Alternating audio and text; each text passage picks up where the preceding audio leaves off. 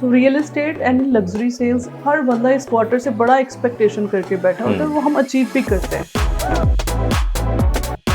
हम festive season की बात करें तो क्या लोगों का त्योहारों का इंतजार करना ठीक है अपनी प्रॉपर्टी बाय करने के लिए? फेस्टिव में या सोना खरीदना है या घर खरीदना है, जितनी मेजर शॉपिंग होती है, जो एक्सपेंसिव शॉपिंग होती है, इन दिनों में की जाती है। Not just real estate, not just luxury, every business की बहुत बड़ी एक्सपेक्टेशन होती है लास्ट क्वार्टर से। क्या आपको नहीं लगता कि अगर वो ऑफर्स साल भर मिले हैं तो साल भर ही मुनाफा होगा और सिर्फ कुछ टाइम के लिए वो ऑफर्स रहते हैं, उसके पीछे का लॉजिक क्या है? उसमें दो तीन चीजें हैं। साल भर कोई भी चीज रहेगी तो उसका कोई चार्म नहीं रहेगा। Then there is definitely something fishy behind it. तो कितना डिफरेंस आता है अगर वॉल्यूम की भी हम बात कर लें कि नॉर्मल सीजन और फेस्टिव सीजन में कितना बूम आ जाता है? यूजुअल सेल से 25 से 28% की सेल्स ज्यादा होती है, स्पेसिफिकली इन रियल एस्टेट।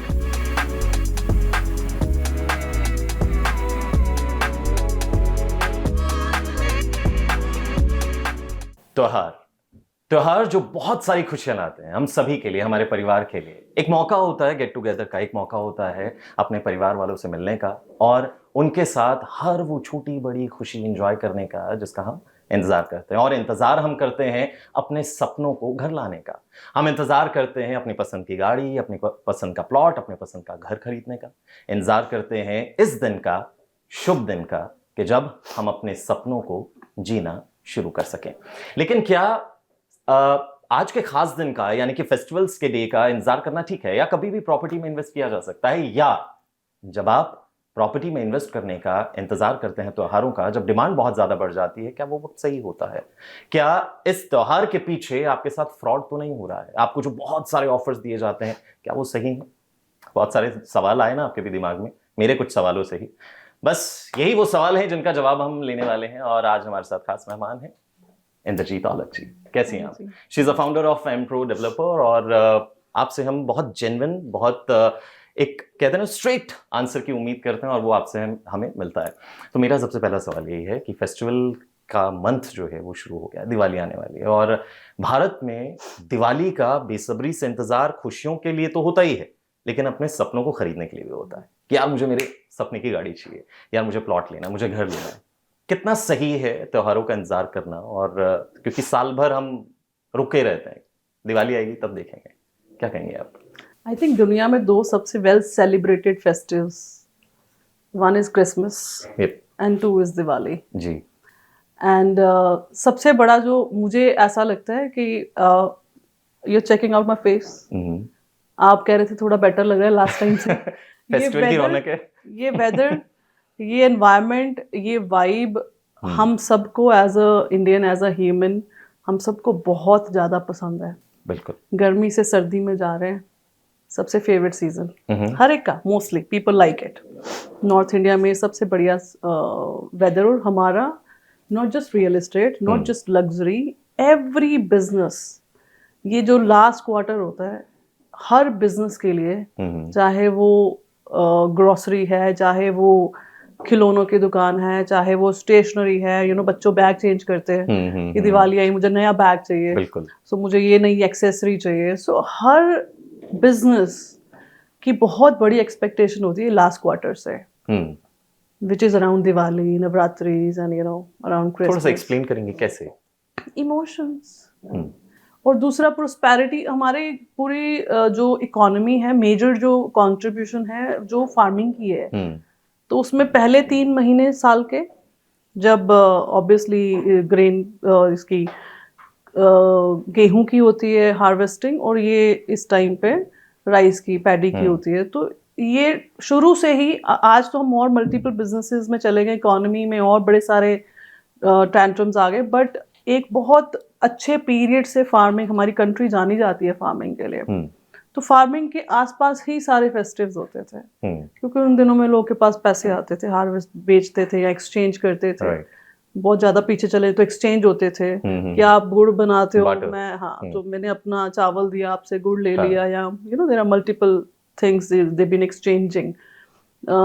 ये सारा कुछ इतने सालों से चलता आ रहा है कि हमारे जीन्स में ना वो अगेन सारी चीजें जो हैं वो प्रोग्रामिंग हो चुकी है। वो मुझे नहीं लगता कई सौ साल जाने वाली है। और ये सारा बैकग्राउंड अगेन फार्मिंग है, अगेन प्रोस्पेरिटी है, अगेन वेदर का हमारे नेचर के ऊपर, स्पेशली नॉर्थ इंडिया, जब मौसम थोड़ा सा बेटर होता है, गर्मी के से हम सर्दी की तरफ जा रहे होते तो एक रिलीफ है। तो हम वो रिलीफ भी सेलिब्रेट कर रहे हैं, हम पैडी भी सेलिब्रेट कर रहे हैं, हम we are celebrating the prosperity. तो this is I believe the very real estate के लिए अगर हम स्पेसिफिक बात करें, रियल एस्टेट के लिए कितना बेनिफिशियरी होता है ये 3 महीने? ये शुरू से ही पता होता है कि हम जो सारा एक फॉर एग्जांपल जो आपके इनिशियल 3 क्वार्टर्स होते हैं, 2 क्वार्टर्स होते हैं, तो हमें पता होता है कि हमारा जितना मेजर अगर 100 रुपये का टारगेट था और वो 80 हुआ है, तो हम 20 को इस क्वार्टर में लोड करते हैं कि ये हमारा क्वार्टर जो है वो बहुत अच्छा होने वाला है। So real estate, any luxury sales, any, again I am saying, कोई भी फेस्टिव से रिलेटेड, खाने पीने से रिलेटेड, कपड़ों से रिलेटेड, शॉपिंग, हर बंदा इस क्वार्टर से बड़ा एक्सपेक्टेशन करके बैठा होता है, वो हम अचीव भी करते हैं। और अगेन जिस तरह से ये फेस्टिव्स आते हैं, जिस तरह से नवरात्रि आती है, फिर करवा चौथ आता है, तो हर फेस्टिव का एक हमारे मूड के ऊपर, हमारी बाइंग के साथ एक इमोशनल और एक रिलीजियस कनेक्ट बना हुआ है।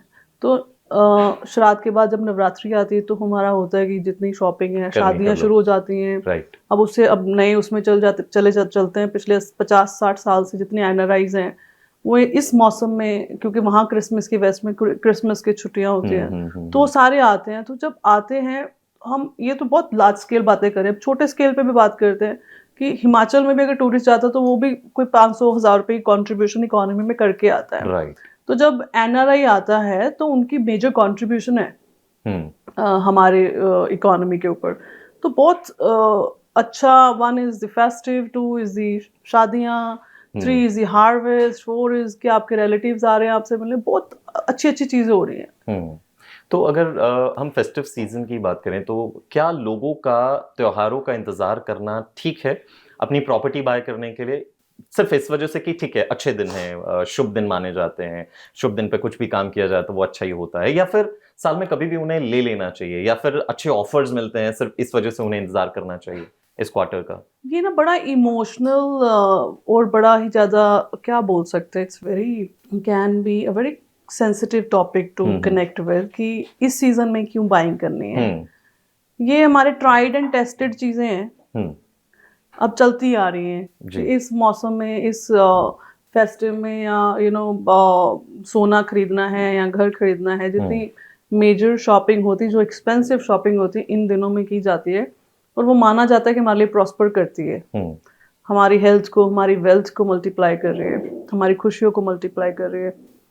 और वो होता भी आ रहा है। अगेन मैनिफेस्टेशन है, इंसान मैनिफेस्ट करता है कि मैंने आज एक घर लिया है, आज एक गाड़ी ली है, मेरे लिए बहुत अच्छी होने वाली है, और वो सब कुछ अच्छा होता आ रहा है।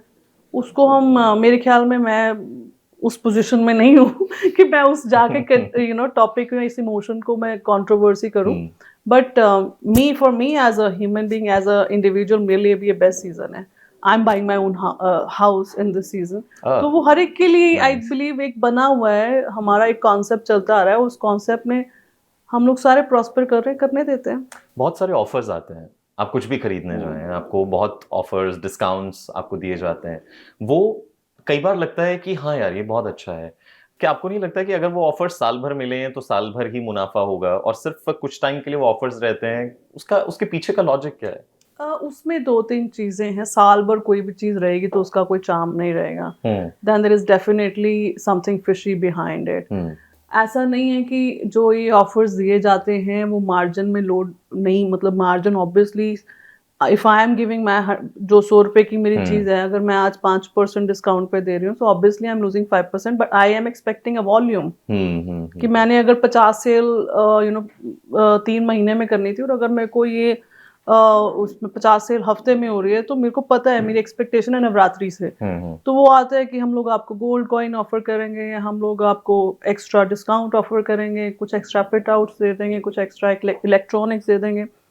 और ये ना सबको बड़ा चीज अपील करती है। फ्रीबीज जो होते हैं ना, इंसान वो भूल जाता है कि इलेक्शन मैंने टू इतने प्रॉपर्टी हर जगह। तो फ्रीबीज हम सबको बड़ा एक्साइट करते हैं। इसमें कोई ब्लफ नहीं है, ये जेन्युइनली मैं अपने उससे बता रही हूँ, जो मेरा बैकग्राउंड है, जिन लोगों के साथ हम काम करते हैं, तो जेन्युइनली हम लोग we are okay to lose some margin but we are expecting a volume.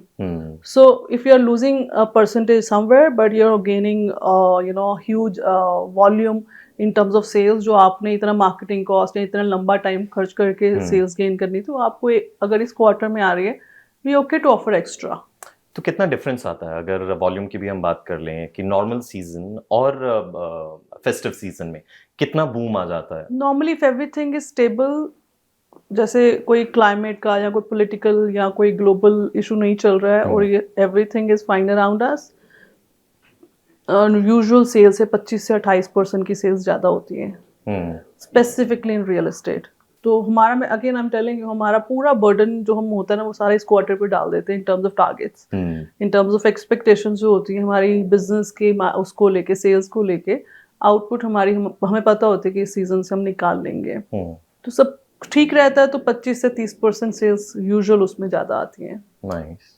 तो which is a very good percentage. Exactly. या तो अगर हम बात करें बेनिफिट्स की, ऑफर्स की, बहुत सारे ऑफर्स दिए जाते हैं, लेकिन कुछ लोगों के दिमाग में ये भी एक डाउट रहता है कि क्या वाकई ये ऑफर्स हैं? ऐसा तो नहीं है कि कुछ एक चक्रव्यूह है जो रचा जा रहा है और उसमें अगर हम फंस गए तो गए, या लॉन्ग टर्म के लिए हमें वो हार्म कहीं ना कहीं करेगा? वो अपील चीजें करती हैं and we are playing with that emotion. Again हमारे साथ भी सिर्फ रियल एस्टेट नहीं, कोई भी बिजनेस इस टाइम, इनफैक्ट लोन्स, बैंकिंग भी कुछ एक्स्ट्रा आपको ऑफर कर देते हैं, कुछ फ्रीबीज ऑफर कर देते हैं, और इसमें कोई ट्रैप तो नहीं होता है। अब अगेन डिपेंड करता है, रियल एस्टेट की कोई शेल्फ लाइफ नहीं है, ओके, राइट? तो ये उस चीज पे इम्प्लीमेंट होता है जिसकी शेल्फ लाइफ है। शेल्फ लाइफ को थोड़ा एक्सप्लेन करेंगे। Real estate is as fresh as every time, कि इसकी मतलब प्लॉटिंग है, तो अगर 2 साल से नहीं बिका कोई प्लॉट तो वो खराब नहीं हो गया उसकी इनफैक्ट प्रॉपर्टी की।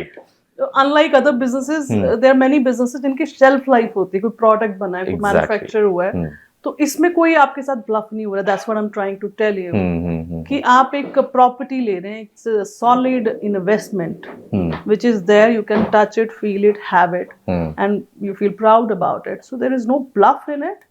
बाकी जो ऐसी चीजें होती है, अगेन वो मैं अपने ट्रेड से हट के बात कर रही हूँ, कुछ एक्स्ट्रा प्रोडक्शन होती है तो उसमें, जिसमें शेल्फ लाइफ होती है, sometimes we do watch it गाड़ियों में, क्योंकि वो मॉडल खत्म होने जा रहा होता है, तो वो उसमें कुछ आपको बेनिफिट्स मिल जाते हैं, तो वो हमें पता है कि मॉडल खत्म होने जा रहा है नेक्स्ट ईयर, उसमें तो उसकी मेजर जो कॉस्ट होती है वो रिफ्लेक्ट करती है, एंड इट अफेक्ट्स कि आपने कौन से ईयर में लिया, उसकी जो सेलिंग वैल्यू इन फ्यूचर होने वाली। So unlike that businesses, real estate में कोई ब्लफ ऐसा नहीं हो रहा है। अब कोई अपार्टमेंट भी अगर 2 साल से बना है तो उसमें भी it is as good as you buying it a fresh, तो उसमें कोई ब्लफ नहीं है। तो ओके, ठीक है, अगर हम ऑफर्स की भी बात कर लें, क्या क्या ऑफर्स अभी लोगों को मिलने वाले हैं, क्या क्या मार्केट में उन्हें अट्रैक्ट करने वाला है रियल एस्टेट में, किस किस तरह के? कुछ नए प्रोजेक्ट लॉन्च होते हैं, वो स्पेसिफिकली इस वेदर में, सीजन में, इस इंटायर सेटअप में ही प्लानिंग होती है हमारी कि हम इन दिनों में ही लॉन्च करेंगे। तो उसमें कोई नई इन्वेस्टमेंट जिसकी लोग वेट करते रहते हैं, कुछ जब नया आता है तो उसमें कुछ नयापन एक्सपेक्ट किया जाता है और होता भी है, तभी वो एक्सेप्ट होता है मार्केट में। One is that, two is कि आप यूजुअली जाते हैं, फॉर एग्जांपल कोई अपार्टमेंट है, उसका एक सेटअप और स्ट्रक्चर बना हुआ है कि हम आपको बना के देंगे, इसमें ऐसे टॉयलेटीज रहेंगी, ऐसी सैनिटरी फिटिंग रहेगी, ऐसा आपका घर वार्डरोब रहेंगी। तो जब दिवाली या नवरात्रि का टाइम आता है तो उसमें हाँ, डेवलपर और हमारे लोगों का एक वो इनपुट रहता है कि किचन एक्स्ट्रा दे दो, वार्डरोब्स एक्स्ट्रा दे दो, इलेक्ट्रॉनिक्स एक्स्ट्रा दे दो। तो उसमें ये चीज़ बहुत लोगों को अपील करती है। पर नॉर्मल सेटअप, फैमिली सेटअप के लिए एक fridge, 5 AC, the microwave, the oven, the electronic item जो आज के टाइम पे हैं, तो अगर वो 5-7 लाख रुपए का बेनिफिट किसी को मिलता है, दे गो फॉर दैट। एग्जैक्टली, या इट्स अ बिग थिंग। कौन छोड़ेगा? छोड़ना चाहिए नहीं, मैं भी नहीं छोड़ूंगी। तो ठीक है, एक ये होता है कि डिमांड बहुत ज़्यादा बढ़ जाती है फेस्टिव सीजन की अगर हम बात करें, लेकिन वो कहते हैं ना कि डिमांड और प्राइस दोनों एक साथ चलते हैं, डिमांड बढ़ा प्राइस बढ़ेगा, लेकिन रियल एस्टेट में डिस्काउंट मिल जाता है। Again I am telling you कि सिचुएशन, अगर आपकी इकोनॉमी ठीक चल रही है, पॉलिटिकल सिनेरियो ठीक है, क्लाइमेट ने कुछ अफेक्ट नहीं करा, चीज़ें अपने नॉर्मल पेस पे चल रही हैं, तो प्राइजेस बढ़ाए भी जाते हैं। But then there is market which is again थोड़ा किसी ना किसी एंगल से अगर वो टच्ड है, तो फिर वहाँ पर प्राइजेस जो चल रहे हैं उसी प्राइजेस में डिस्काउंट्स भी दिए जाते हैं। So you need to be aware about the past, पिछले 6 महीने का ट्रेंड, जो मैं हमेशा कहती हूँ कि पास्ट ट्रेंड जरूर चेक करो। वैसे एक मार्केट्स में कहा जाता है कि भैया जैसे ही ये सीजन आने वाला होता है, प्राइस टैग के टैग बढ़ा दिए जाते हैं और उसी में आपको डिस्काउंट दे दिया जाता है, ऐसा प्रॉपर्टी में भी है? Again I am telling you, जब बहुत ज्यादा डिमांड है और सप्लाई कम है, और वो उसी सिचुएशन में होती है जब सारा कुछ ठीक चल रहा है आसपास, तो जब वो टाइम चलता है तो हर बंदे का बिजनेस है, राइट? तो कोई सर्विसेज भी दे रहा है तो उसकी सर्विसेज भी महंगी हो जाती हैं। फॉर एग्जांपल कोई इवेंट मैनेजमेंट कंपनी है, इन दोनों में वो बहुत बिजी है, if they do extra work they charge extra.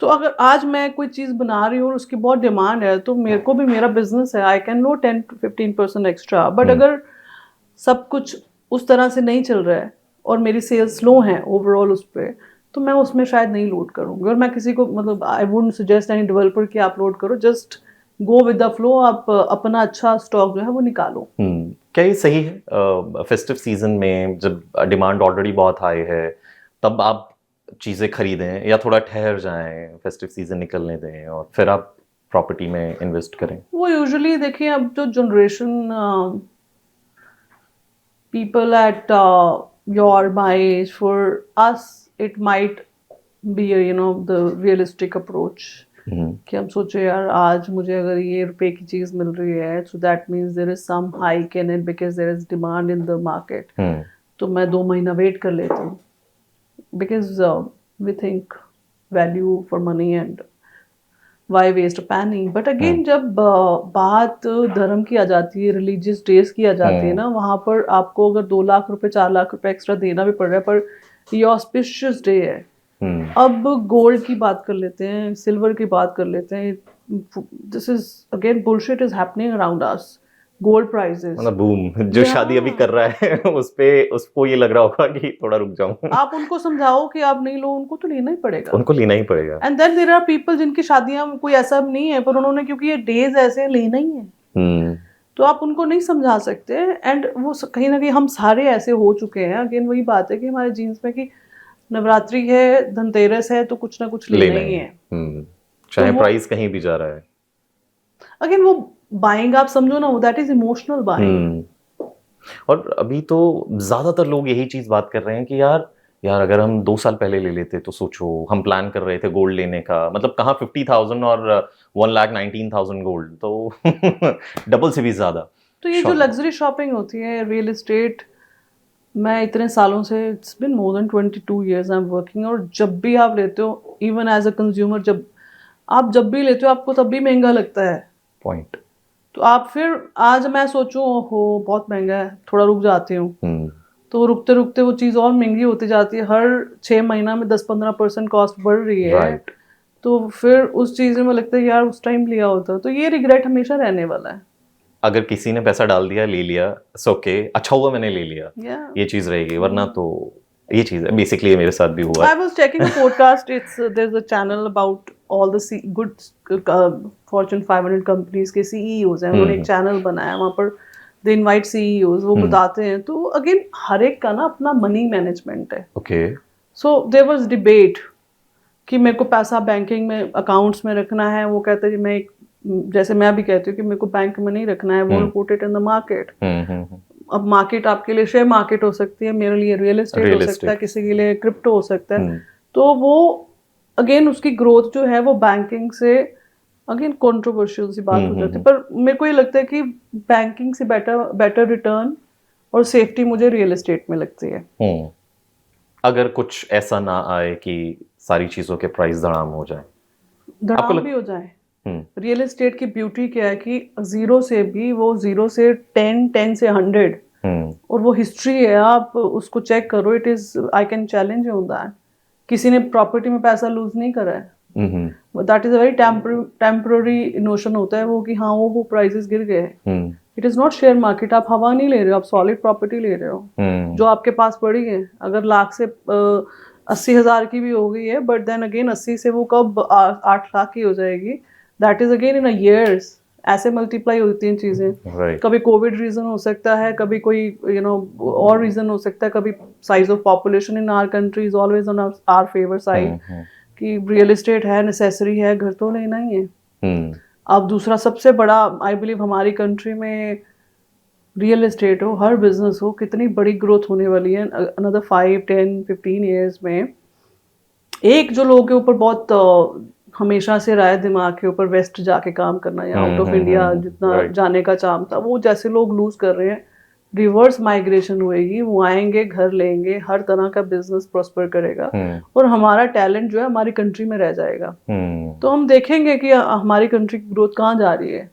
So we need to be very, very careful, and government needs to have a very good industrial policies, job creations, make in India, जो concept है उसको हम कैसे benefit करते हैं इस timing के ऊपर, जहाँ पर मैं इसको नेगेटिव नहीं, मैं इसको पॉजिटिव मान रही हूँ। I mean, I am very hopeful कि इससे लोग गेन करेंगे, कंट्री गेन करेगी, हमारी ग्रोथ और हमारा जो पोजिशनिंग है in the world, we will stand in a very higher place in coming years. जो आपने रिवर्स की बात की वो हो भी रहा है। मेरे कुछ नोन हैं जो कनाडा में और अमेरिका में सेटल्ड थे, लेकिन वो वापस आए। एक कनाडा से वापस आए, he was civil engineer there, उन्होंने पूरा लाइफ वहाँ पे लगाया, लेकिन नाउ ही इज हियर। उन्होंने पंजाब में माछीवाड़ा में एक बहुत बड़ा लैंड लिया, अब वहाँ पे नेचुरोपैथी सेंटर वो शुरू कर रहे हैं। मतलब यूनिक आइडियाज उन्होंने अपनी फील्ड को वहाँ पे डाला कि बैम्बू से कैसे हम चीज़ें क्रिएट कर सकते हैं, और वो अपना बिजनेस यहाँ पे शुरू कर रहे हैं। सो एक ये अच्छी चीज़ है। तो मैं तो कहती हूँ कि आप बाहर जाओ, हम लोग, मैंने 5 साल लगाए एक कंट्री में, अच्छे वेस्ट में लगाए, या किसी भी चाइनीज कंट्री में मैंने काम किया है। सो आप जब जाते हो एक और इस थॉट प्रोसेस के साथ जाते हो, ये तो unfortunately they have to come back, they are coming back, but मैं गई इस थॉट प्रोसेस के साथ थी कि वहाँ क्या वर्क कल्चर है, क्या स्ट्रैटेजीज हैं, क्या अलग स्टाइल है जो वो बेटर कर पाते, इतना ऑर्गेनाइज कैसे है। तो जब आप वो ट्रिक्स और वो टेक्निक्स यहाँ लेके आएंगे, तो आप एक इसकी बात कर रहे हो फार्मिंग की, मैंने देखा है हमारी फैमिलीज में कितने सारे लोग डेयरी के जितने आइडियाज जो वेस्ट में या न्यूजीलैंड में यूज किए जाते हैं, वो उसी प्रोसेसेस के ऊपर, उसी टेक्निक्स के साथ यहाँ पर डेयरी प्लांट्स लगा रहे हैं। सो कितनी बड़ी इंडस्ट्री है, हर ट्रेड के लिए, हर nook and corner is going to get prosperous with this reason that कि हमारे पास स्किल्ड लेबर जो है, हमारे जो इतने होनहार पॉपुलेशन है, वो वापस आ रही है और वो बहुत कुछ सीख के आ रहे हैं। ये सबसे बड़ा प्लस पॉइंट है कि वो अपना खुद शुरू कर रहे हैं, रेदर कि वो गवर्नमेंट पर डिपेंड हो कि हमें नौकरी मिले, हमें हमारे कैलिबर के हिसाब से इनकम मिले। वो अपना खुद शुरू कर रहे हैं, और वो जितना बाहर कमा रहे थे उससे कई गुना यहाँ पर अर्न कर पा रहे हैं, जो कि सच में बहुत देख के मजा आता है। ठीक है, मैं कहती हूँ कि बाहर सिस्टम्स एंड ऑर्गेनाइज्ड कल्चर है, बट जो बंदा बाहर जाके थोड़ा टाइम रहा, तो मैं कहती हूँ ये सबको करना चाहिए। चाहे आप एजुकेशन के लिए जाओ, चाहे आप 6 महीना किसी कंपनी ट्रेनिंग में जाओ, आपको अपनी पोजीशन, अपने सिस्टम क्रिएट करना पड़ता है, जो हम अपने होम टाउन में या होम कंट्री में हम दूसरों के ऊपर डालते रहते हैं, पेरेंट्स या बड़े या कोई सीनियर की, यार ये मेरे को बना के दे। पर जब आप अकेले होते हो, जब आपके पास अपने लोग नहीं होते, तो आप सारा खुद बेस क्रिएट करते हो। ये सबसे बढ़िया चीज है कि जब आप बाहर रह के आते हो और आप वापस आते हो, आप किसी पे डिपेंड नहीं करते हो। Then you are not blaming government, you are not blaming system, you are not blaming your family, you know how to create a base. आप खुद ही ट्रांसफॉर्म हो चुके होते हो, बदल चुके होते हो। That is the best thing, which is more than education, आपकी पर्सनल ग्रोथ। वो कहते हैं ना कि ठोकरें आपको जितना सिखा पाती हैं, उतनी किताबें शायद ना सबको लगनी चाहिए। अगेन दैट्स अ ब्लेसिंग, जरूरी है। Yes, hustle is very important. I always mention that जिस बंदे ने struggle hustle नहीं करा है, वो उसका ऑरा, उसकी बॉडी लैंग्वेज, उसकी पर्सनैलिटी उतनी ज़्यादा डेवलप नहीं हो पाती है। जैसे वो बचपन में हमें वो मटके की कहानी सुनाई जाती थी ना, कि अगर मटके को थपकियां नहीं पड़ेंगे और आग में तपाया नहीं जाएगा, तो वो उसकी स्ट्रेंथ कैसे पता चलेगी, कैसे बनेगी, तो बिखर जाएगा अगर कभी भी कहीं किसी भी चीज़ से टकराएगा। True that.